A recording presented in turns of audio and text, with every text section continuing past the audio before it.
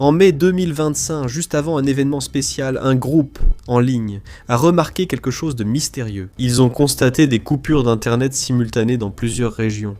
Peu avant les célébrations du jour de la victoire, le groupe a compris qu'il s'agissait de coupures coordonnées, non de simples pannes techniques, semblant planifiées depuis le sommet. Les coupures d'internet existent depuis longtemps, et de nombreux pays y ont déjà eu recours. Mais celles organisées par la Russie sont si discrètes qu'on ne réalise parfois même pas qu'il s'agit d'une coupure.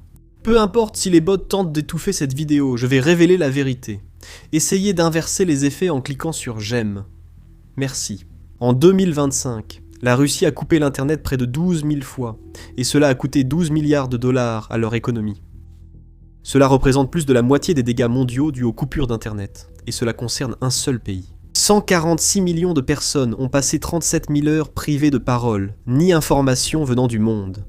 Mais la Russie n'a pas simplement tout coupé d'un seul coup non plus. Ils ont une stratégie unique que la plupart des pays peuvent adopter. Ils ont utilisé 3 méthodes différentes pour couper leur population d'internet. Et la troisième est la plus sournoise. La première est une coupure totale. Ils peuvent totalement déconnecter la Russie de l'internet mondial. Ils l'ont testé et savent que cela fonctionne. La deuxième méthode consiste en des coupures partielles. Ils coupent simplement l'accès à certaines villes ou applications. Rien qu'en juin 2025, cela s'est produit plus de 650 fois. Des villes comme Nijni Novgorod, Saratov, Toula, Omsk et Rostov étaient touchées encore et encore, mais dans leur troisième stratagème, ils ne coupaient pas l'accès. Ils utilisent ce qu'on appelle la tactique des 16 kilooctets. Avec cette tactique, les données sont limitées à 16 kilooctets, rendant la plupart des sites occidentaux si lents qu'ils deviennent inutilisables. Techniquement, Internet fonctionne toujours, donc ils peuvent affirmer n'avoir rien bloqué. Mais pourquoi ai-je dit que la plupart des pays n'ont pas ce pouvoir ? La première chose à laquelle vous pourriez penser, c'est que la Russie est un État autoritaire, et qu'ils exercent un contrôle démentiel sur tout leur système majeur. D'autres pays subiraient de fortes réactions juridiques et politiques s'ils coupaient Internet. Cette explication est correcte, mais leur vrai atout est le RUNET.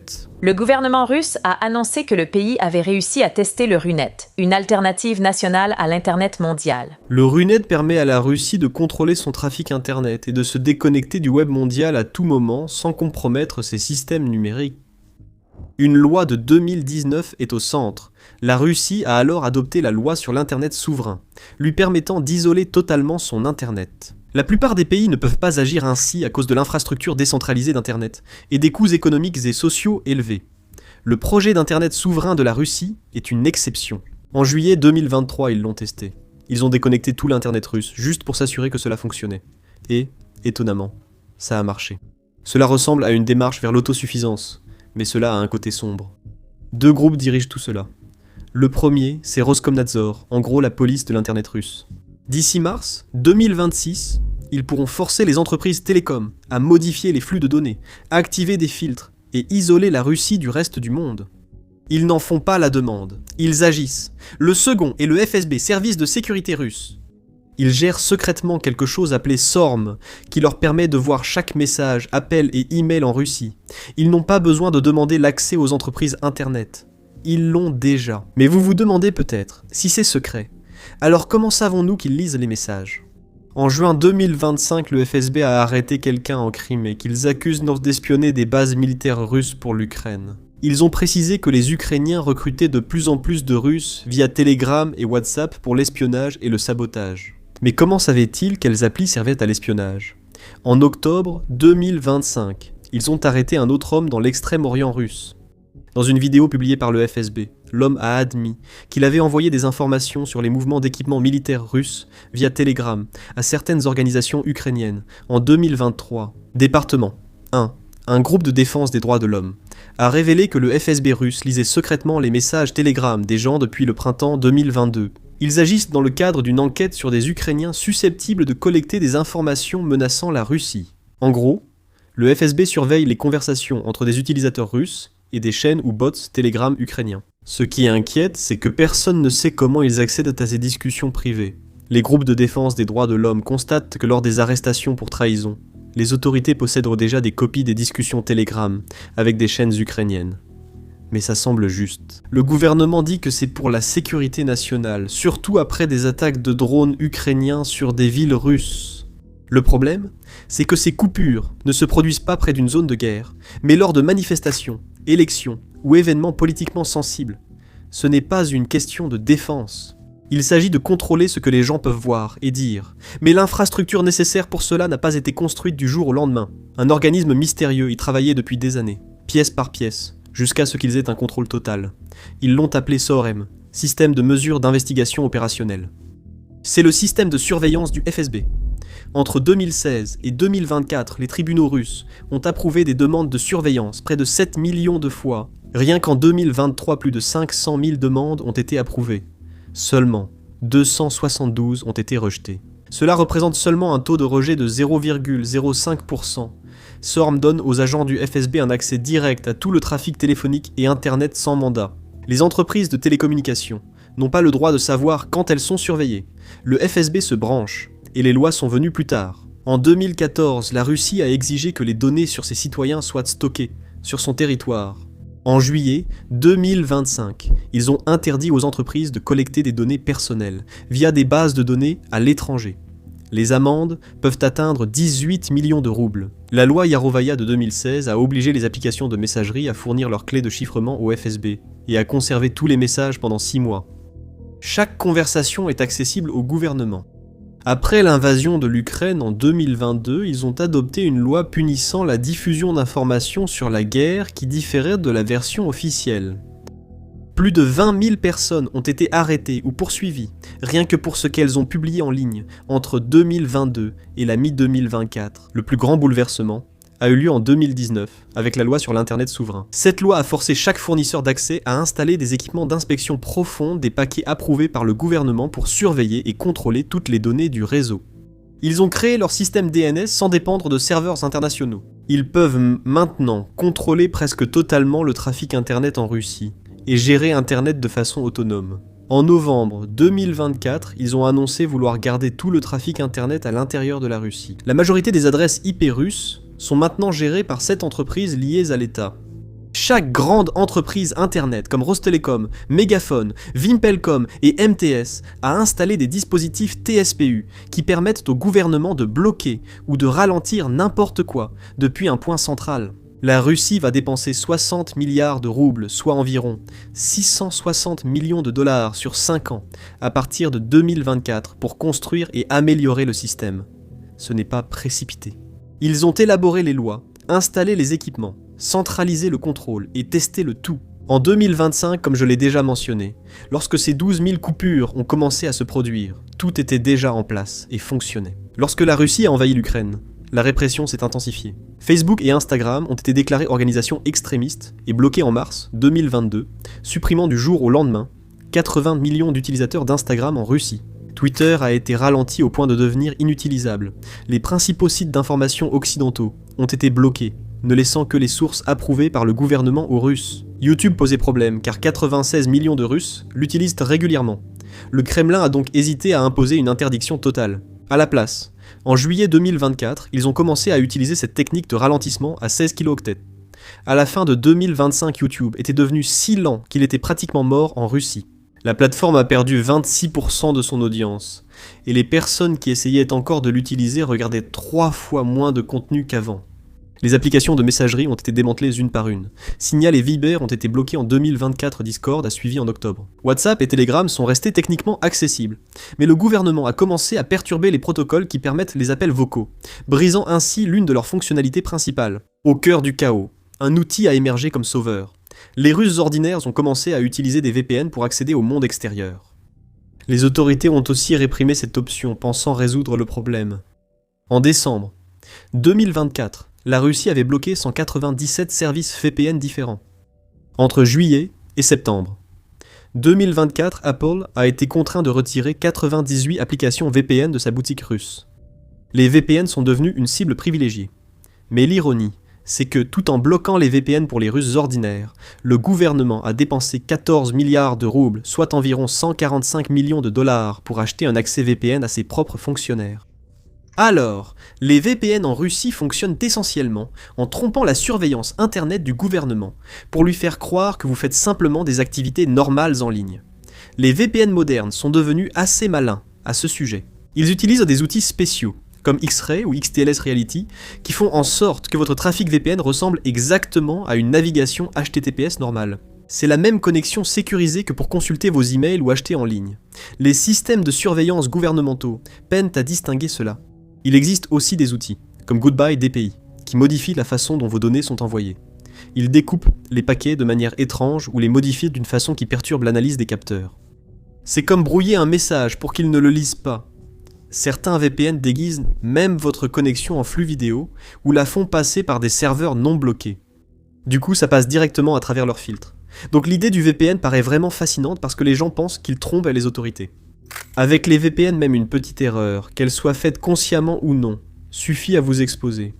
Peu importe si la faute vient de vous ou non.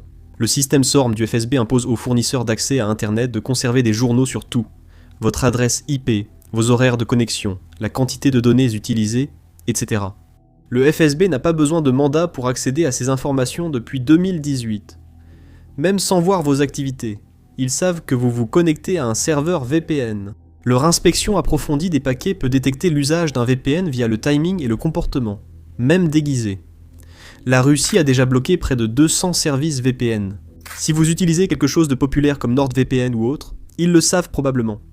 Cependant, si vous configurez votre propre serveur privé, il leur est plus difficile de vous repérer. Mais le plus dangereux, c'est si votre VPN plante ou si votre connexion se coupe, ne serait-ce qu'une seconde.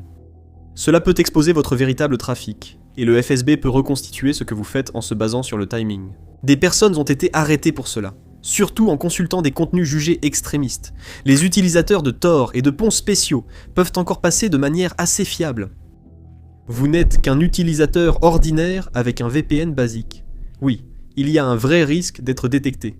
Le phénomène a explosé à la mi-2025. Entre mai et juillet, la Russie comptait en moyenne 2000 coupures d'internet chaque mois. Pour mettre cela en perspective, cela représente plus de coupures que tout le reste du monde réuni n'en a connu pendant toute l'année 2024.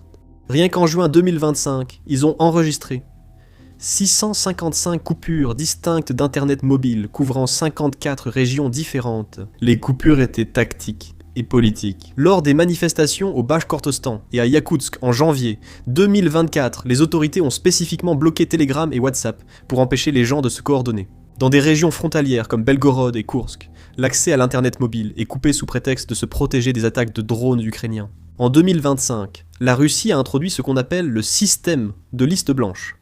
Au lieu de couper complètement l'internet mobile, ils ont limité l'accès uniquement aux sites russes préapprouvés.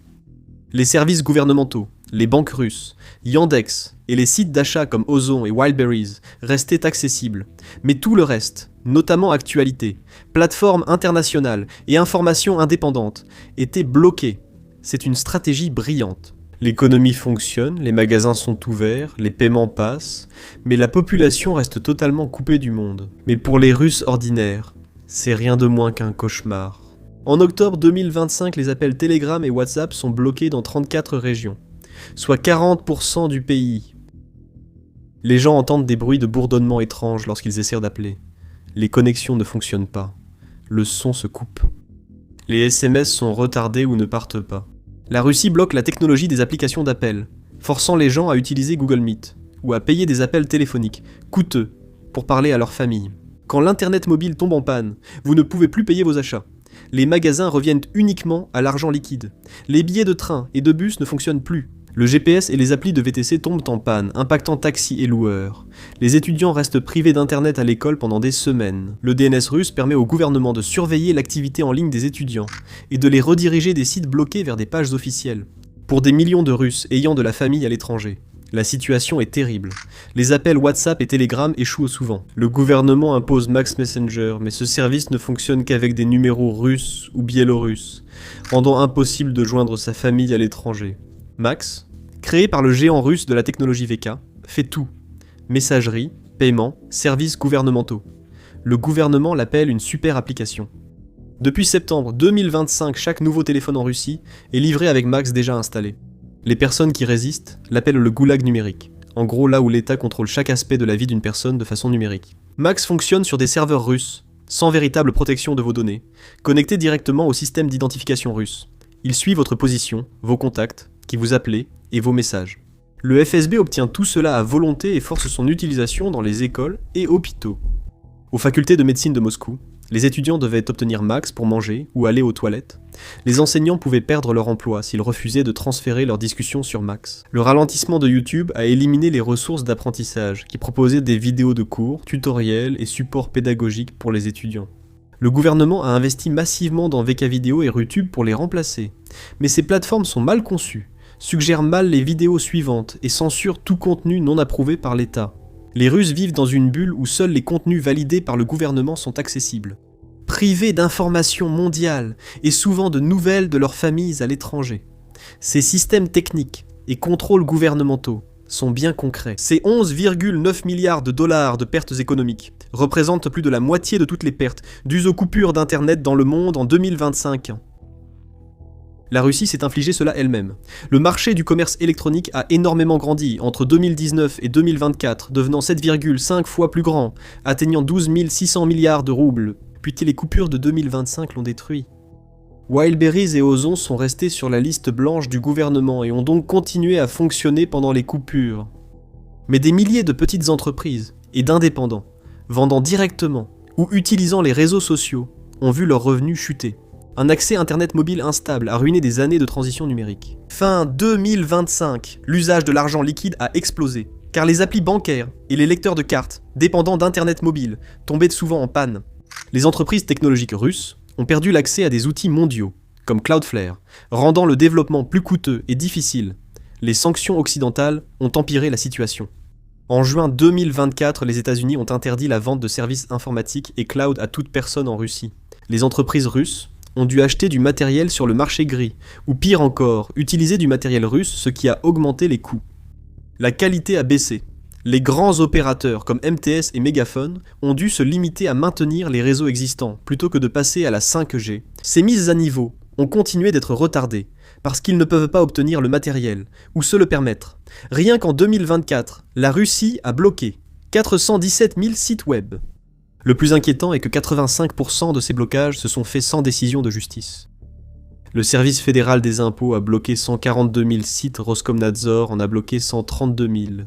Un organisme gouvernemental non identifié, probablement le bureau du procureur général, en a bloqué 62 000 autres. Rappelez-vous, 7 entreprises d'État contrôlant maintenant plus de la moitié des adresses IP russes. Ce n'est pas un hasard.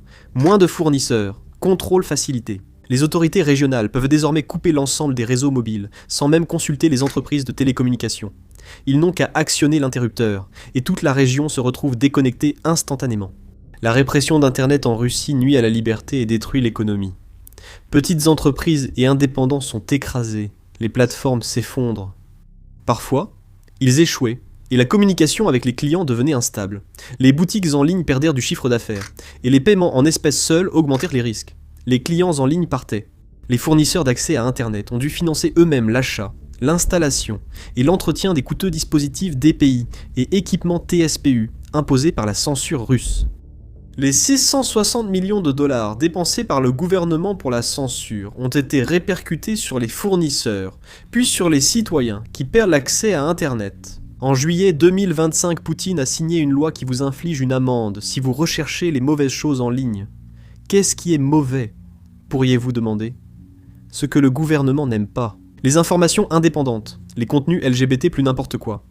Votre fournisseur d'accès à Internet transmet chaque recherche que vous effectuez directement au FSB. Chercher par curiosité peut causer des ennuis juridiques. Sachant qu'on surveille chaque clic, les gens cessent de cliquer, de chercher et de poser des questions. Tout le monde se censure parce qu'ils ont peur. Des millions de Russes se sentent coupés du reste du monde. Ils ne voient plus d'idées différentes. Ils n'entendent plus les autres versions de l'histoire. Juste les mêmes messages qui se répètent sans fin, faisant croire aux gens qu'ils sont entourés de menaces. Rien n'est fiable. On ne peut compter sur rien. On doit gérer une frustration et une inquiétude constante, sachant que tout outil nécessaire pour travailler, communiquer ou vivre peut cesser de fonctionner à tout moment. Les gens se savent surveiller à chaque clic. Alors ils cessent de cliquer, de chercher, de poser des questions. Tous se censurent par peur. Des millions de Russes se sentent coupés du reste du monde. Ils ne voient plus d'idées différentes. Ils n'entendent plus les autres versions de l'histoire. Juste les mêmes messages qui se répètent sans fin, faisant croire aux gens qu'ils sont entourés de menaces. Rien n'est fiable. On ne peut compter sur rien. On doit simplement faire face à une frustration et une inquiétude constante, en sachant que n'importe quel outil dont on a besoin pour travailler, parler aux gens, simplement vivre, peut cesser de fonctionner à tout moment. Même avec tout ce contrôle, beaucoup de Russes essaient encore d'accéder au véritable Internet. C'est un jeu permanent du chat et de la souris entre la population et le gouvernement. L'utilisation des VPN en Russie est massive. Début 2025, 36% de tous les Russes déclaraient utiliser des VPN. Pour les personnes âgées de 18 à 40 ans, ce chiffre grimpe à 60%. Les gens utilisent désormais des astuces comme ShadowSocks ou Trojan, qui déguisent le trafic VPN en navigation web pour le rendre plus difficile à détecter et bloquer. Telegram demeure le principal accès à l'information indépendante.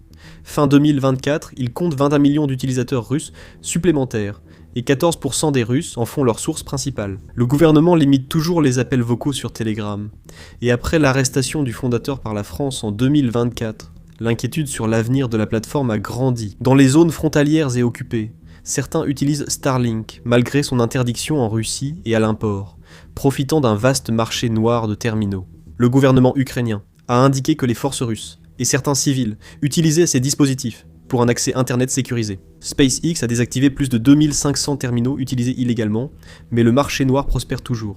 Le système reste ingénieux.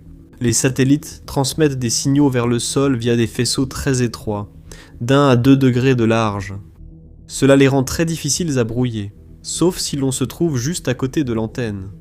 L'antenne parabolique peut automatiquement changer de satellite en cas d'interférence. Ainsi, même si le FSB intercepte le signal, il ignore vos activités. Les antennes paraboliques, surnommées boîtes à pizza, sont faciles à dissimuler ou à introduire clandestinement. Les Russes s'en procurent au marché noir, souvent depuis l'Ukraine ou Dubaï, même si c'est illégal là-bas. C'est là que cela devient ironique et tordu. Les Russes d'ordinaire ne peuvent pas vraiment utiliser Starlink, l'équipement coûtant près de 2500 $ et l'abonnement plus de 100 $ par mois. Si le FSB vous attrape avec, vous êtes presque foutu car il détecte les signaux satellites. Cela n'aide donc pas vraiment les dissidents ou activistes. Mais savez-vous qui l'utilise vraiment ? Les soldats russes en Ukraine. Oui, vraiment. Les renseignements ukrainiens révèlent que des unités russes ont acquis des milliers de terminaux Starlink via des revendeurs à Dubaï, contournant les sanctions. Ils les emploient pour les drones et les communications dans les zones où tout est brouillé. La 83e brigade d'assaut aérien près d'Avdiivka les utilisait aussi. La Russie tente également de brouiller le Starlink ukrainien, avec des équipements de guerre électroniques, provoquant des coupures lors des combats. Ils ont même tenté de pirater les connexions Starlink en Ukraine. Cette technologie censée offrir une liberté et un internet non censuré sert surtout, en Russie, à aider leur armée contre l'Ukraine. Le FSB permet à l'armée de faire entrer autant de terminaux qu'elle veut pour leur avantage, mais punit sévèrement les civils qui s'en servent pour contourner la censure. C'est assez tordu, non ? Employés. Ces solutions présentent de grands risques. En 2024, la Russie a criminalisé la diffusion d'informations sur le contournement des blocages Internet. Les sites web et réseaux sociaux ont supprimé les instructions sur l'usage des VPN. Si vous êtes surpris à faire quelque chose de politique en ligne, utiliser un VPN aggrave la sanction. C'est maintenant une circonstance aggravante dans les affaires criminelles. Les gens résistent et contournent la censure, mais le gouvernement complique et rend cela plus risqué chaque jour. Le verrouillage d'Internet en Russie fragmente l'Internet mondial. On parle de Splinternet, où un réseau unique devient des fragments séparés et contrôlés. La Russie collabore avec la Chine et d'autres pays pour créer leur propre Internet. En décembre 2025, la Russie et la Chine ont discuté du contrôle d'Internet. La Russie adopte la surveillance chinoise et crée des systèmes de paiement liés à la route de la soie numérique chinoise. Ce projet reflète la volonté de la Chine de construire et contrôler l'infrastructure numérique mondiale. Câbles Internet, réseaux 5G, systèmes de surveillance, services cloud, paiement numérique. Ainsi, d'autres pays dépendent de la technologie chinoise, plutôt que des systèmes occidentaux. La Russie a montré aux dictateurs qu'il est possible de couper son pays de l'Internet mondial et de continuer à fonctionner, même si c'est moins efficace. Le gouvernement américain a interdit en 2024 et 2025 la vente de technologies à la Russie pour éviter qu'elle n'obtienne du matériel d'espionnage. Mais cela a aussi accidentellement compliqué l'accès des Russes aux outils pour contourner la censure. Les grandes entreprises technologiques sont bloquées. Google a été ralenti en Russie, et les créateurs russes ne gagnent plus sur YouTube. Mais les services Android de base restent assurés. Quand la Russie a reproché à Google la lenteur de YouTube, Google a rétorqué que la Russie agissait délibérément. Cloudflare aidant à contourner la censure, la Russie les a donc sévèrement ciblés. À la mi-2025, la Russie avait pratiquement bloqué tout ce que fait Cloudflare. Des groupes comme Freedom House, Access Now et NetBlocks continuent de surveiller ces activités. En 2025, ils ont affirmé que la Russie avait atteint le même niveau de répression sur Internet que la Chine, l'Iran et le Myanmar. Ces groupes collectent des preuves et défendent les dernières libertés d'accès à Internet pour les Russes. La Russie prévoit de s'isoler complètement en mars 2026. Mais concrètement, comment ? Peuvent-ils vraiment être totalement isolés d'Internet ? Oui, en bloquant les connexions internationales et en utilisant leur propre DNS. Ils ont déjà les moyens nécessaires, mais cela coûterait très cher et ruinerait sans doute les derniers liens commerciaux et scientifiques de la Russie avec d'autres pays. Il est plus probable que la Russie finisse comme l'Iran ou le Turkménistan, avec un Internet en jardin clos. La plupart des gens seraient limités à utiliser uniquement des services approuvés par le gouvernement, comme Max, VK et les sites officiels du gouvernement. Pendant ce temps, quelques technophiles réussissent à franchir les barrières pour accéder au véritable Internet. La Russie se divise en deux, ceux dans la bulle de propagande et ceux conscients de la réalité. Les Russes ordinaires pourront-ils s'adapter ou seront-ils écrasés par les lois ? Seul le temps le dira.